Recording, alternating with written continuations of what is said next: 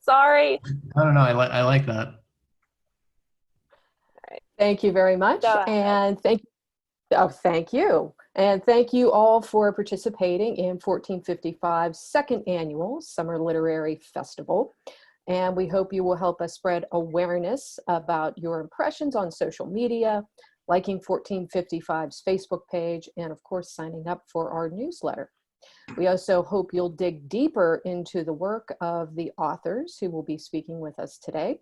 Their books will be available online for purchase via the links on the agenda page of the LitFest website. All purchases will be shipped directly to your door. 1455 is delighted to be partnering with the Potter's House on book sales this year. They're a nonprofit bookstore, cafe, and event space in Washington, D.C. With a deep history of social justice and community building, you can learn more about their work at www.potterhousedc.org. So without further ado, let me introduce our panelists. And remember, we hope to make these sessions as interactive as possible. So please use the chat room to submit your questions, and we will do our best to answer them. So I would like to introduce Raymond Strom, who was born in Minnesota. Wave at us, Raymond. There we go. And spent his childhood in the small towns throughout the Midwest.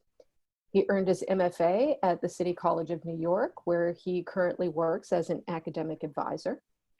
His writing has appeared in fiction, Tweeds, Writer's Digest, the New York Times, and his debut novel, Northern Lights, was published in 2019. Jon Udelson's fiction has appeared in Juked, the Ampersand Review, the Baltimore Review, and Fiction Magazine, among others. He's also the author of Arabic Tattoos, released by Mark Beatty Publisher, a graduate of the City College of New York's MFA program in creative writing, and the University of Louisville's PhD program in rhetoric and composition. Jon is an assistant professor of English at Shenandoah University. And last but certainly not least is Sean Murphy, who is our founding director of 1455, our guide and Sherpa here during the 1455 Festival. He has appeared on NPR, has been quoted in USA Today and the New York Times, the Huffington Post, Ad Age, among others. He is twice nominated for a Pushcart Prize and has served as a writer in residence at the Naropa Center. So welcome, panelists. Good to see you all here. So Thanks. we had a wonderful discussion as we were preparing for this panel, looking at issues about why thinking about toxic masculinity and images of masculinity are important to talk about right now. This was Jon's brainchild. So Jon, why don't we start with you and what drew you to this topic?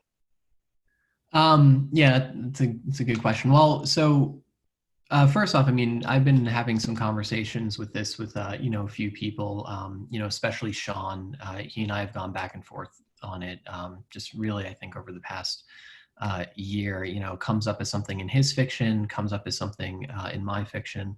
And so given the current political and socio-political climate, you know, we're thinking, hey, look, we're at this point now where, you know, we're really framing this issue perhaps in a way that we haven't quite before, and it's sort of allowing us to take a step back and really reflect and say to ourselves, well, okay, you know, why is it that this sort of go-to masculinity is one filled with like violence and toxicity? And if we're sort of to remedy that in some way, or to evolve, like what might be, you know, a new image or a better image, a more generative, compassionate image of masculinity? And for the purposes of, you know, the LitFest and writing, I mean, how do we, I think, bring that up in our fiction, but also B, I mean, how do we not shy away from these pasts and these experiences of ours that are defined by this sort of toxic masculinity, and how do we, you know, think about those and write about those in ways that, you know, can maybe push forward a new idea? Absolutely. Ray, would you like to speak to that? Yeah, definitely. You know, Jon had approached me earlier this year. We were talking about my book a little bit, and you know, my main goal sort of with that was to illustrate the toxic masculinity that I encountered in my high school years, and accidentally like portray a more sensitive masculinity in my main character. That was sort of my goal in my book while I was writing it. And you know, I guess like, so that part I guess was sort of easy because I'm just in my room doing nothing. But the whole thing about you know, convincing others to think the same way, that's the tough part, I think, especially in the crowds that I'm talking about. I mean, all of us here, we're preaching. I mean, I don't see I don't know any of these participants, but I feel like we're sort of preaching to the choir, because anyone who would come to something like this is, you know, already over it, sort of, in a way. But, you know, it's still good to talk about how to approach other people and how to, you know, work towards this in regular life as well as outside of our book. Yeah, I guess. Absolutely. And Sean? Yeah, so thanks to the co-panelists and all of you for being here. Been really looking forward to this conversation. I think, you know, we've talked about it, all of us as a group, you know, leading up to this. And as Jon said, he and I have had some great chats. I think there's a lot of different ways to tackle this topic, just like there's probably a lot of ways to tackle any topic. But I think that there are, because of that, I think that's a sign of strength. And, you know, there's a certain service and a function that, say, an op-ed or a very well-researched position paper makes, or nonfiction and case studies. But I think what fiction does is it can operate without that proverbial net, and it can show, and it can actually wallow in showing some of this ugliness. And I think the light that fiction shines exposes that rot. So I don't know if the mission of the fiction writer is necessarily to, you know, redeem oneself or redeem others so much as to complicate why are these some prevailing, you know, norms, and why, if we look back, you know, we're in a political moment right now, certainly, where I think this resonates on some very scary levels. But, you know, you look back, going back to Shakespeare and the Bible, and what wasn't called toxic masculinity was certainly this notion of the strongest man wins and violence might makes right. So I think all of us have been drawn toward trying to puzzle around. We all know that violence usually doesn't lead to anything positive. Why is this our default setting as human beings? And I think we've all had that, you know, that project at the forefront of some of our recent work. And is that how we want to define toxic masculinity, you know, within this, specifically within this idea of violence? Are there some other things that we want to put into this definition of toxic masculinity? Yeah, probably. I mean, one of the things is that I think violence can be a very, very, you know, far-reaching term. You know, obviously there's sort of physical violence and anger, but there's also, you know, just the generalized patriarchal violence that has sort of kept groups, peoples of color, women, you know, frankly oppressed, right? And if we're not going to call that violence as well, right? Like I don't know what could be more violent. But you know, certainly, you know, there's sort of the physical violence. There's sort of this, you know, political, institutional violence. But I think there's also just, you know, sort of toxic masculinity, or this set masculinity as a way of knowing the world, you know, a way of sort of understanding ourselves, understanding our relationships. And I think that's where it also becomes, you know, pretty terrible and pervasive. So, you know, I want to give my other panelists a chance to jump in here on that as well. Go ahead, Ray.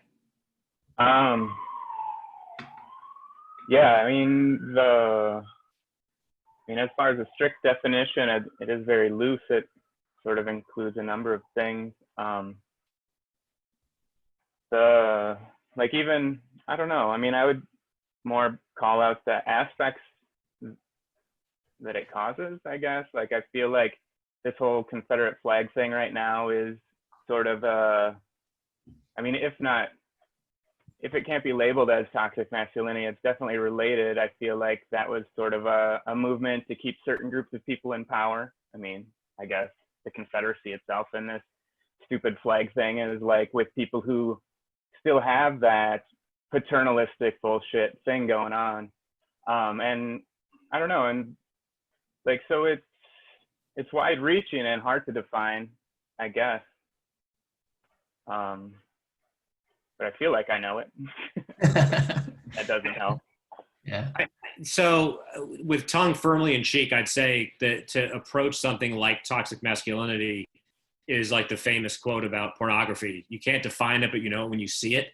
For me, I think particularly as it pertains to fiction, you know, my thoughts go to not kind of picking low-hanging fruit and you know, taking cheap shots at, you know, everyone can make fun of racism or people beating up the innocent. I think for me, what both appeals and repels me artistically is this notion of the violence one does to oneself. And when you really drill down, getting beyond like the violence and the drinking and the drugs and the Hemingway, you know, mythos, there's this inability to communicate, and there's this enculturated inability to be honest and vulnerable. And that's, you know, where love comes from, and that's where understanding and empathy comes from. So I think certainly in my own work, I try to tease out these broken men who the reader can see that they want to connect, but they can't. They don't have the words to find.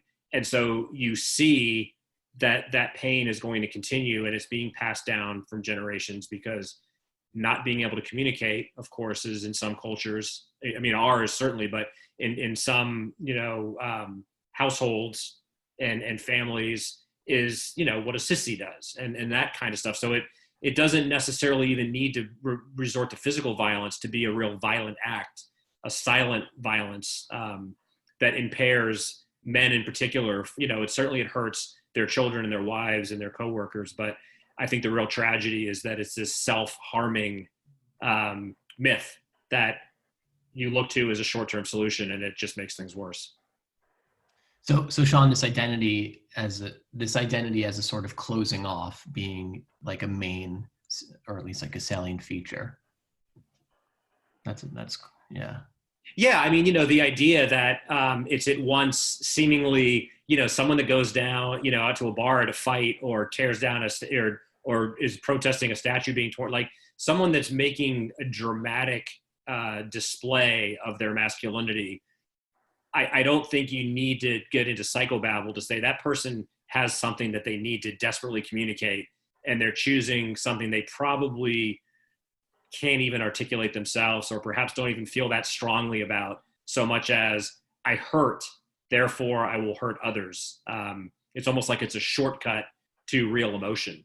And so again, just thinking about my own work, but I mean, I can think back, and you know, as much grief, and I promised myself I wouldn't even bring up Hemingway because that's just such an easy, but you know, I think it's interesting, right? Even in Hemingway, and he was a complicated guy, obviously, but I mean, even in his fiction, you see an articulation of this pain. So I think even though Hemingway gets beat up and Raymond Carver gets beat up, some of these writers that explored these things are not lionizing these behaviors, even if they express them in their personal lives.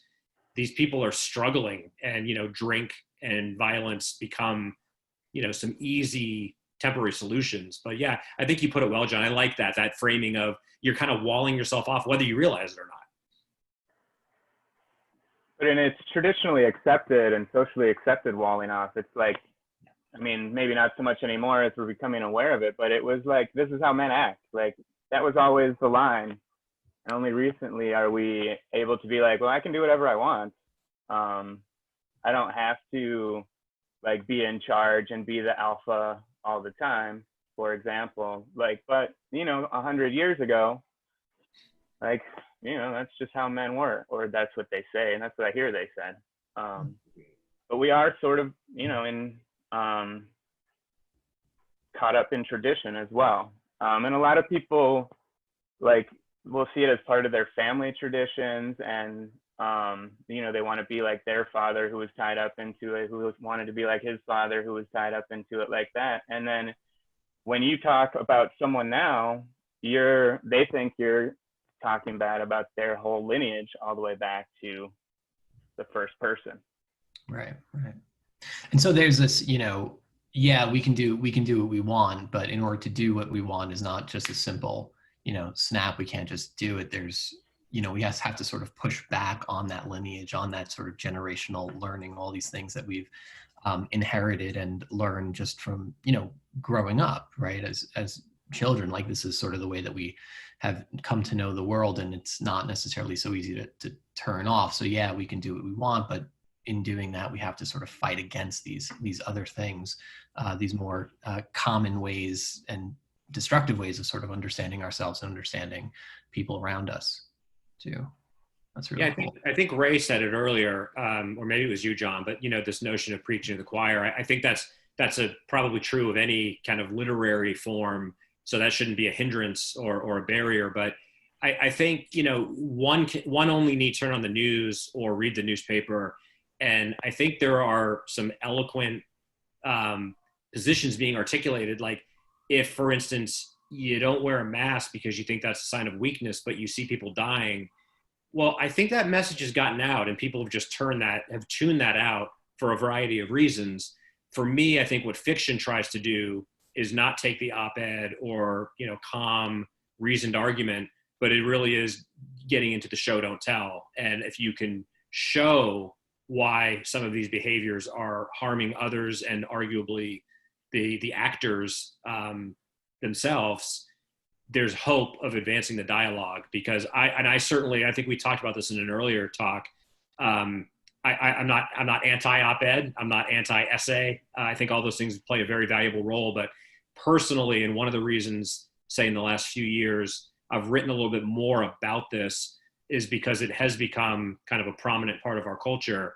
And clearly the usual political arguments and the usual suspects in the media that are trying to be voices of moderation and reason are not finding a dialogue to be had.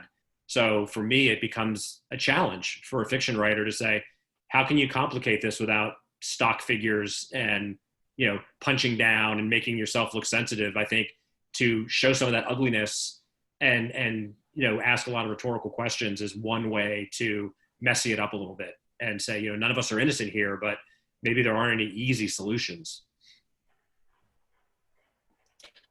Yeah, I think an important, an important next step as to what the three of you have brought up is to talk about the vulnerability of the writer in this situation. So you're sitting down to, if you're working on a particular piece of fiction, you have an idea for a character in your mind, and the trajectory that you want this character to take. Talk a little bit about that vulnerability that happens as a writer to move through that space with the character and what that's like. Whoever wants to jump in. I mean, I can jump in if you guys are still thinking.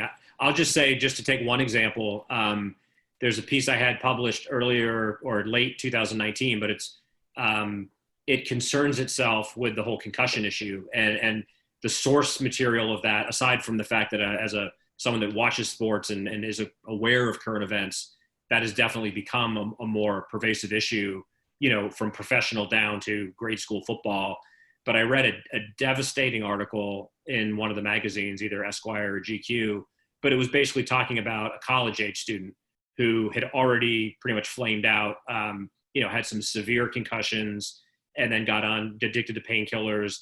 But the way the story was framed was not judgmental, but this tragedy of this kid, you know, had a natural ability. You know, he wasn't a so-called, you know, redneck or whatever you normally would dismiss. He was a good kid that wanted to play football and got hurt, and maybe because of certain policies that had been in place, it was a snowball. But this story, you know, ended up in violence and ended up in a lot of pain for the family and the immediate family and the community. but it really affected me. And I thought, we could attack this, and it has been attacked from, it's a multi-billion-dollar sport industry and there's lobbyists. That's why it's not going to go away. Okay, but maybe if we start looking at it from the other end, what about, should we have real dialogues about, do we outlaw football, or do we need to go that far? Or how do we have a dialogue where we're not just looking at it as, here come, the sissy liberals trying to take our football away, but rather, how do we protect our kids? And maybe there are ways to do that that don't involve an all or nothing of, no, we need to get rid of football.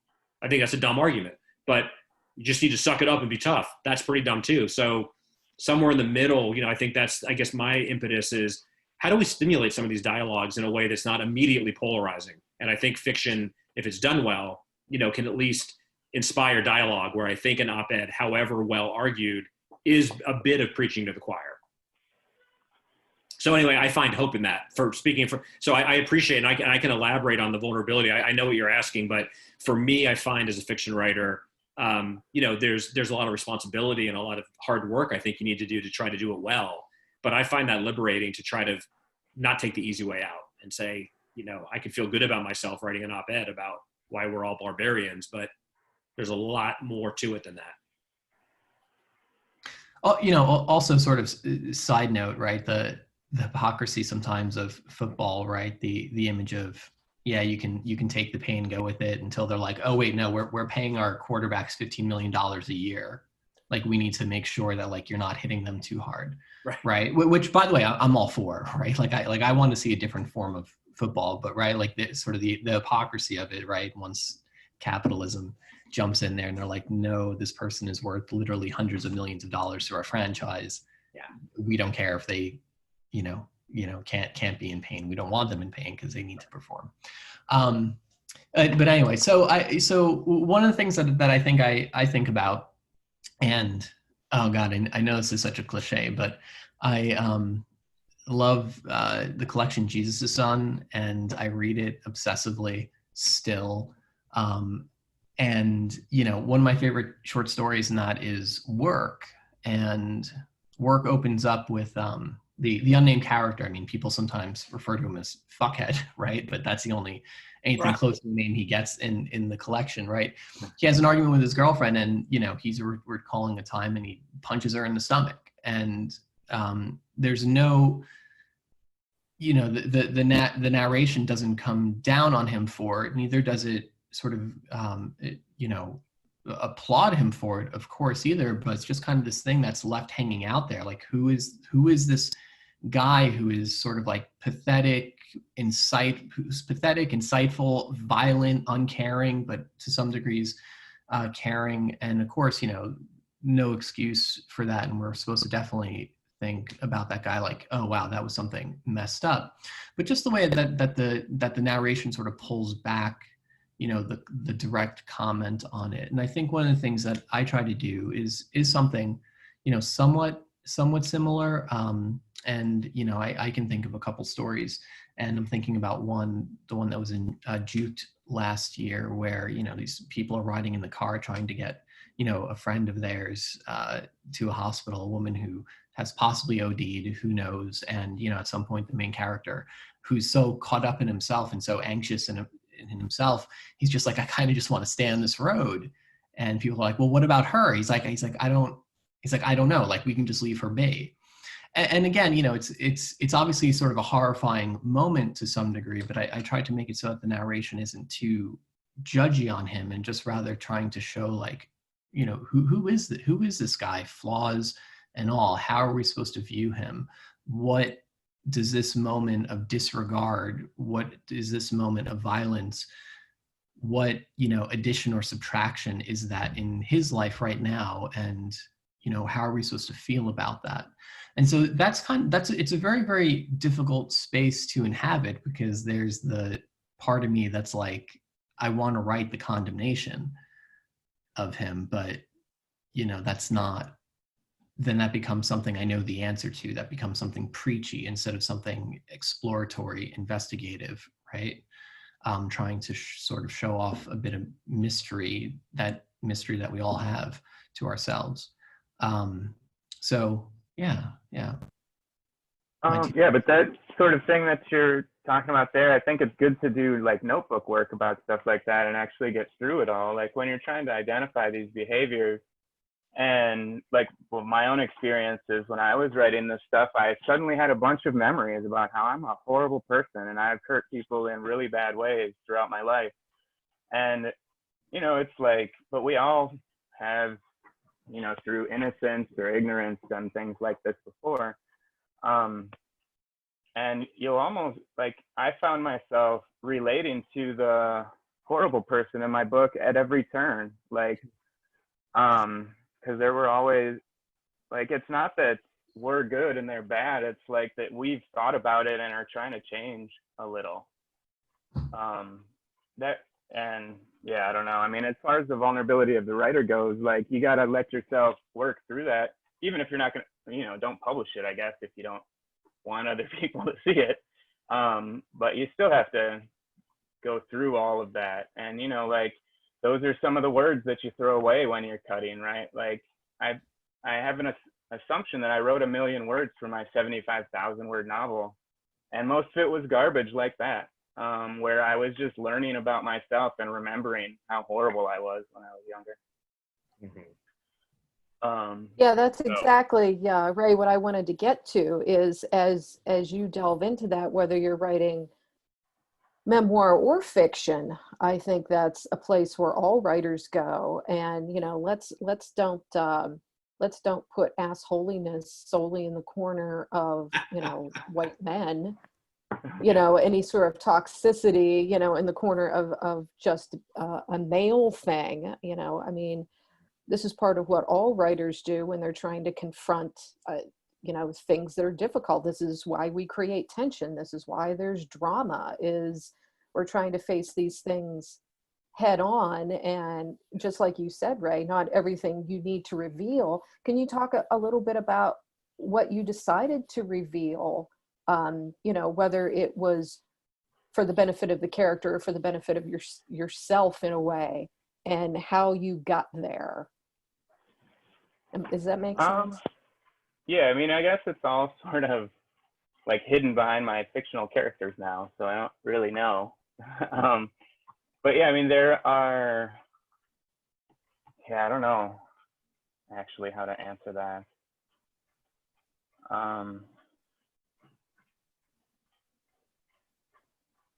Yeah, I'm sorry. You stumped him, Kelley. Well, if it wasn't a struggle, I think that's the point, right? If it wasn't a struggle, then, there's no there, right? Right. This might have come up in one of our earlier conversations, but for the benefit of the audience, and I think even for us, just what jumps to mind in terms of what are some ways, I could anticipate a question like, well, what are some authors that have done this, or what are some ways to grapple with this? And I think, to me, just as briefly as possible, two very, very different approaches that I think are both very effective, and because they're very different people. Reese DJ Pancake, the West Virginia writer who was the Wonder Kid, who wrote work that was published in the Atlantic, and he sadly committed suicide before he turned 30, but grew up in Appalachia in West Virginia, wrote about things that are happening now back in the late 70s, the closing coal mines, the violence, the alcohol, the fighting, the complicated relationships with women, et cetera. And then you look at somebody contemporary like George Saunders, who he just happens to seem like he really is an angel in real life, but his writing is so suffused with empathy, but he is able to somehow show us at our most grotesque and comical and surreal, but there's so much heart in what he's doing. It's like a magnet for empathy, and it enlarges your thinking. So Pancake, very Hemingway-esque in that brutal, not flowery, not flinching or unvarnished. And I think not for nothing, right? Because I'm not a fan of write what you know and only what you know, but you can tell this guy's writing about the world he came from, where Saunders is a middle class, white guy that just gravitated toward a much more gentle and complicated style. But both of those styles, I think someone reading those works sees what these problems are, and they're not prescriptive, and they're not judging, But I think you come away from that saying, I've seen people like that. I've been like that. And I think if the writing gets someone to interrogate, as Ray was saying, their own past behavior or how they interact with the world, there's hope. And, so for the writer, right, it's like, to me, it's like that we've all invoked our cliches today, the old starfish on the shore. And the guy says, well, 99 of them you didn't save, but I saved one. Like, I think with writers, if you can touch one person and maybe make them think about some of these stereotypes, you're advancing our evolution, however slowly. Well said. Well said.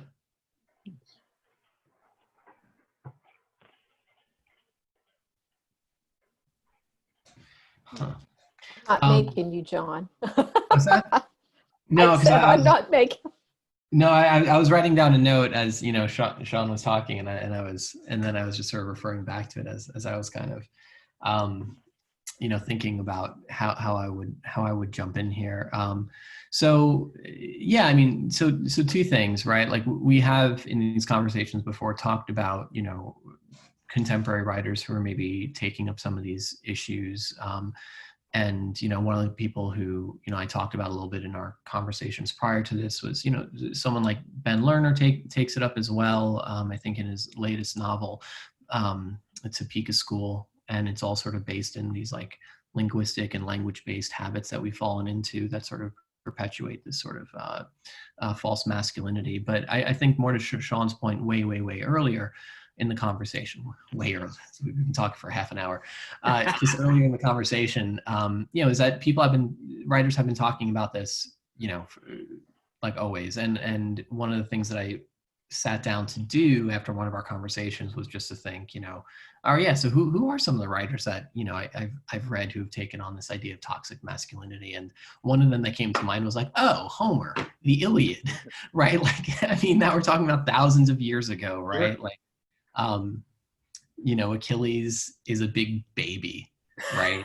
And that's the Iliad. And then he learns how to be, quote unquote man, responsible or whatever man at the end. And that is shown with him crying, right?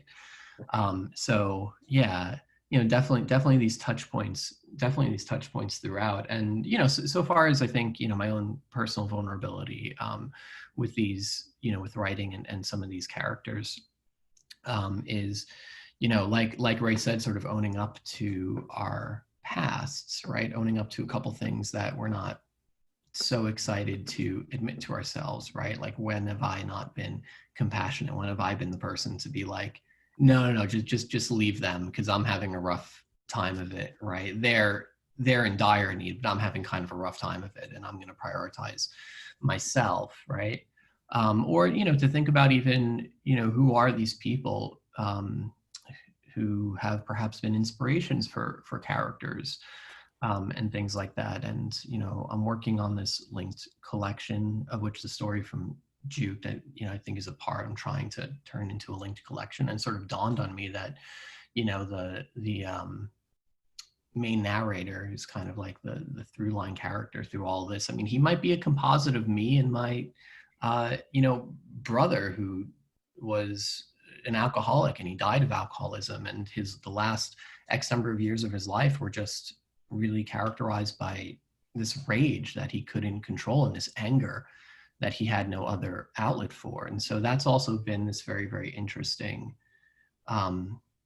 mix for me, thinking about like, well, what is this character taking from me? What is this character taking from my brother? Why do I think I'm writing this character in composite to some degree? It's just an observation that I actually just had this past week. I'm not entirely sure if it holds water, but that's sort of what it felt like at the time. Well, and I think for all of you, part of going through this exercise of developing these characters and who they are creates this sense of, and Sean talked a little bit about this sense of empathy. And, I think empathy is a huge part of what we're lacking right now in our culture. And by creating these complex characters who are doing things that are despicable, while at the same time there are things about them that you're drawn to. I think it's important to have these complex characters so that the reader is also wrestling with these ideas of how do you be empathetic to someone that you vehemently disagree with, right? Or somebody that you think is wrong. If any of you who are in our audience today have the chance to check out, today in the New York Times, there was a terrific article that was written about a woman who belonged to a white supremacist group. And sort of her journey, and where it ends up is really interesting, and I'm not going to spoil it for people, and it's not quite as clear cut as you might think, but it's in today's New York Times, so do check it out. And you know, what is that empathy and an understanding how people get to the place where they're at? So again, you know, talking to you as writers, you know, and Ray kind of touched on that, writing 1 million words to get to those 75,000, right? What is part of your process to, as Sean said, you know, it not be one cliche after another, but for a character to have some depth? I mean, you know, talk a little bit about your process. Me? Okay. So, well, I mean, the first part of my process was just starting at the beginning of my life and writing out the whole thing, and then sort of cutting myself out and letting the world sort of exist. And that, I don't really know. Wow, Ray, that's really zen. Yeah, I mean, it helped, I guess. I'm not really sure. But yeah, and so that sort of just left the world without like my concerns, right? Like, because it's hard to get past your own ideas and your own thoughts, and like if you just leave yourself in there, it just sort of, it all sticks. I'm just mumbling now, so but I feel like, you know, the more you write, like once you get past all the cliches, then like that stuff just comes tumbling out. Like it's all there, like 3 feet deep if you just dig for it. And it's sort of it's the practice of also reading too and hearing what other people are thinking and incorporating other people's worldviews instead of just your own. And it all sort of comes together as a sort of, I don't know, ethics by committee, maybe. I'm not really sure, but I guess that's sort of what society is in the end. And I don't know, I mean, once you get to the 1 million words though, you have to like figure out how you're gonna cut it. So that's, I guess, the hard part. I don't know. Yeah, I don't know, but definitely the reliving every moment that you can remember is very helpful for looking at how other people are dealing with the world. And it sort of helped me point to specific points in my life where I was like, oh yeah, I was just like that dude. I would have made that same decision if I was still 14 or whatever. Because that's who I was at that point in my life. And certain things, I don't really know where I'm going with this anymore. No, it's really good, actually. Can we get back to the 3 feet deep for a second? Like, you know, you're shoveling and you're getting in there and you're getting the dirt under your fingernails and you're starting to, you know, see the hole take shape. Like, at what point do you say, I think I'm telling the truth here? I mean, as writers, we know that we bullshit ourselves part of the time. And sometimes it takes a little while to get to what's real. You know, if you can talk a little bit about that, and then, you know, I want to hear about everybody else's dirt under their nails as well. Okay, well, I guess what I've just thought of about getting past the 3 feet of cliche is that one of my main characters is, you know, basically, I mean, he drives a big truck that he's mounted a Confederate flag in the back of, and he cruises it around town. And it's very reminiscent of current times somehow. But like, so that guy clearly, you know, we all think of what we think of right now, and that's the cliche version of the, like, whatever is going on. But eventually, you know, once I got further into that character and realized that he actually financially supported his family and took good care of his niece and had, like, some people thought he was a good person. Most people think he's an asshole because that's his outward projection, like, and sort of his attitude. He wants to be seen as, you know, I don't care what you think sort of guy. But once you can identify like all the other real life things that come up with people when they're not talking out of their ass, I mean, then you'll see that they are real people that are just possibly loudmouths once in a while and are just looking for attention, like, you know, most of us are. So yeah, I mean, and so if I hadn't, and that's sort of the thing, like I had written a bunch of stuff where he's just that guy in town being that idiot. But once I got into his personal life and like worked out, you know, him watching his dad be lowered into the ground after his father's death and all of these other things, you know, he's like a sad, angry guy that doesn't know how to express himself. He's not, I mean, he is an asshole, but not necessarily, right? If he had the will to change, he could. He just doesn't. But and then, you know, some people don't think he needs to change because, you know, his niece thinks he's perfect. So, you know, these things. And yeah, I don't know. Yeah, that's what I got. Go ahead, guys. That's great. That's great. I really like, you know, I really like the part about sort of, you know, digging your way out of cliche, or sort of, you know, you write your way into the cliches in earlier drafts, and then sort of you sort of push forward.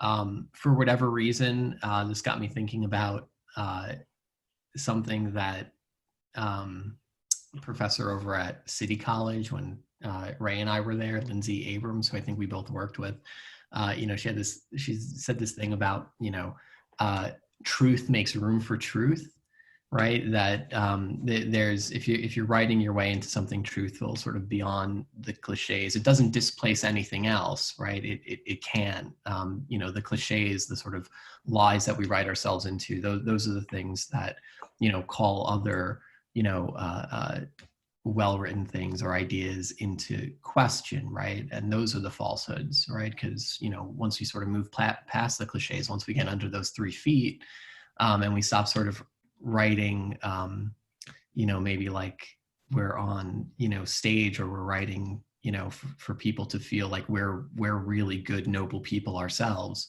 then that's sort of when you can dig into, you know, the truth of these characters and everything, and to say, you know, well, where are these moments when these people really act shitty? Like, when are these moments when, you know, friends I write about just sort of take advantage of and scam each other, right? Where are these moments of sort of disregard? Where are these moments of, you know, these characters on their lookout for violence? And how do we sort of take a look at those things on the surface level, but then, you know, like Ray said, dig 3 feet down and say, you know, what do these actions mean to them? Where do these actions come from?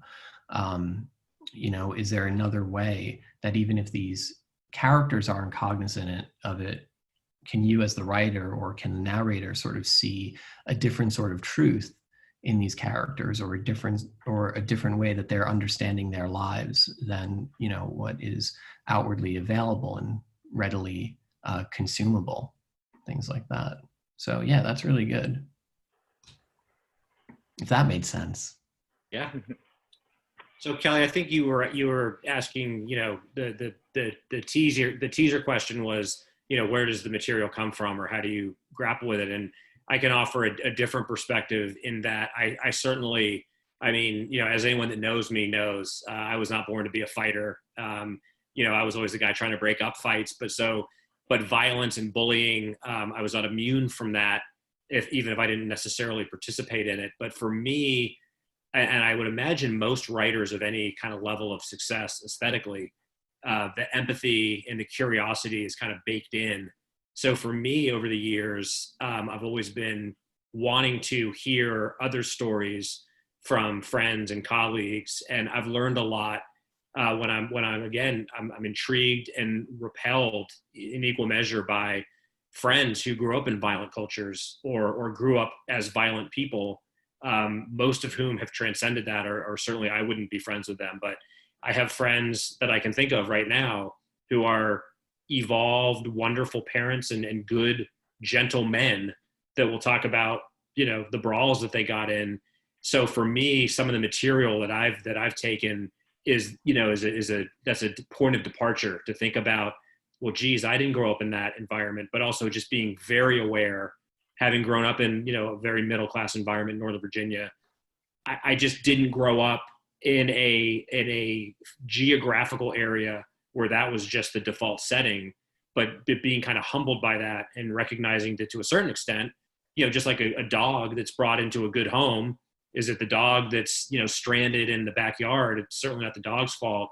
I've always considered it my good fortune that I wasn't thrust into an environment where I had to fight to survive, but talking to friends and colleagues that can talk about those experiences, I have a tremendous, obvious empathy, but I have a tremendous kind of awe of the people that have transcended and with a lot more skin in the game than me. And I think that obliges me to write with a lighter pen and not yield or not yield to these cliches and shallow, caricatures to really, it just continues to compel asking more and more questions.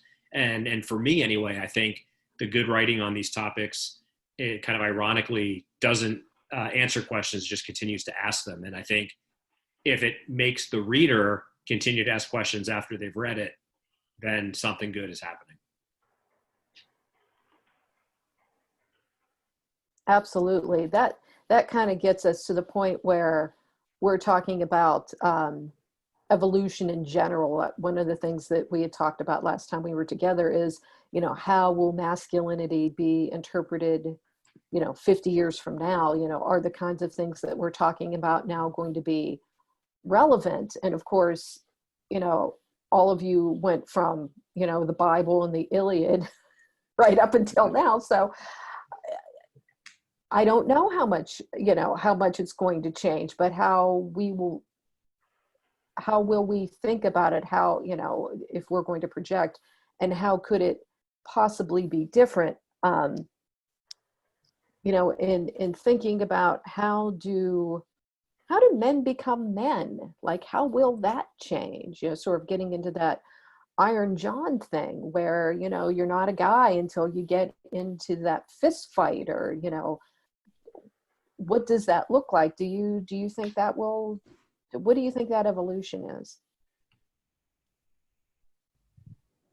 I hope that will, I hope that will change, and that I think we're on the right track. And one of the things, that we were talking about at another time is, and Sean, I think you brought this up actually. So I feel like I might be stealing your point.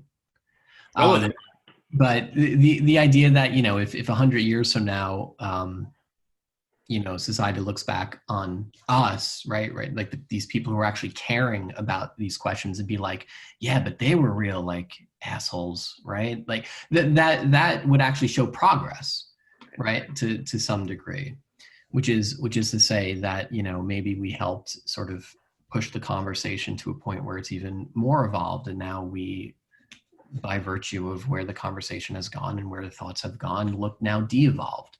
And that's perfectly good, and I think that's perfectly okay. And I think this may be getting like a little too romanticizing the project of writers or anything like that. But I think if we're going to be thinking about our job as sort of creating or reinterpreting worlds, right? I mean, those are ideas that we're pushing forward ahead of us, and we don't necessarily get to be part of those things, right? We don't necessarily get to evolve at the same rate as our ideas and things like that. So it could be that we help. Whatever I'm doing is like one very, very, very, very, very small drop in the bucket of this much larger project of just sort of evolving our thinking along these lines. And when I help with that, maybe I don't get included with that going forward. Yeah, well, and of course it all depends on the direction society goes and all of that. Like definitely if the world turns into Brave New World, they're going to be like, who are these people that we're still getting married? This is ridiculous. Everyone belongs to everyone else. So yeah, I mean, definitely it could take a hard right or a hard left at this point. It seems like the world is like split down the middle. Who knows what's going to happen? But yeah, I mean, so totally possible, as you were saying, Jon. Yeah, so speaking for myself, I remain optimistic, and I think I'll never, and I'm happy to say I'll never completely cleanse the Catholicism that I was brought up in, as well as the grad school literary theory that I was inculcated to speak at a certain age. But for me, those things have baked in a certain appreciation for the contextuality of everything. So we can't explore violence without looking at capitalism, and we can't look at capitalism without looking at sexism, and we can't look at sexism without looking at racism. So I think the work will go on. We're not going to solve it, but I don't care if you could show me a crystal ball and say 50 years, there's gonna be more violence. You do what you can in the time you're here. And I think those of us, whether we're writers or not, I mean, we might as well end with the biggest cliche, which happens to be my personal favorite, right? The golden rule. I mean, the mystery to life and existence and happiness is pretty simple. Treat others as you'd like to be treated. But there are a lot of reasons why people cannot do that. Some of them are pathetic, and some of them are very understandable, which is, why I invoke a brief DJ Pancake.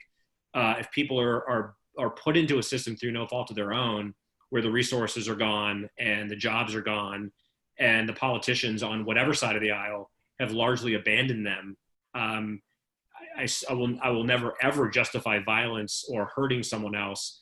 But it's certainly, these are not mindless acts of nihilism. This is anger that can't be expressed.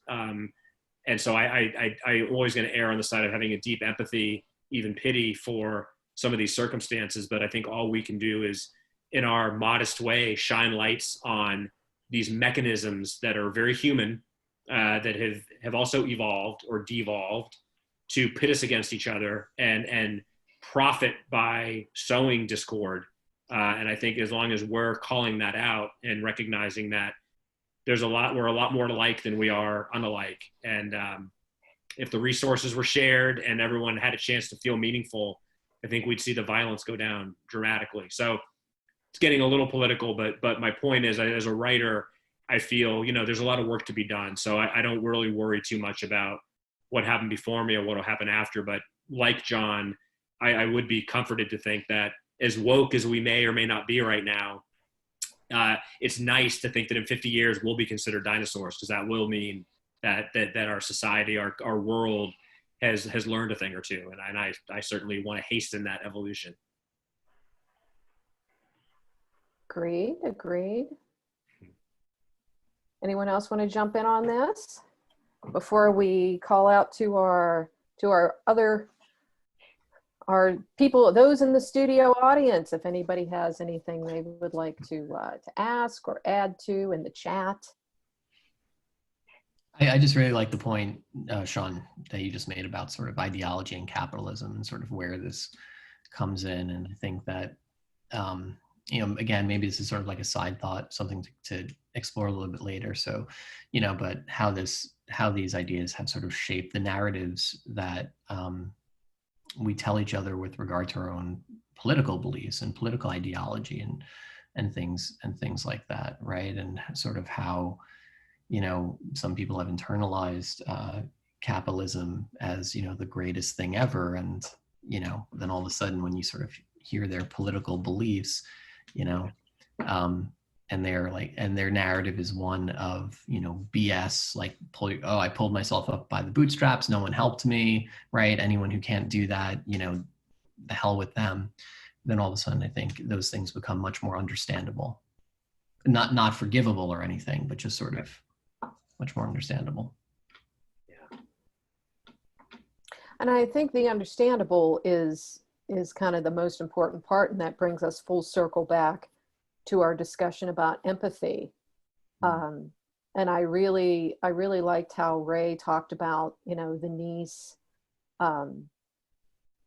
who adores this flawed character, right?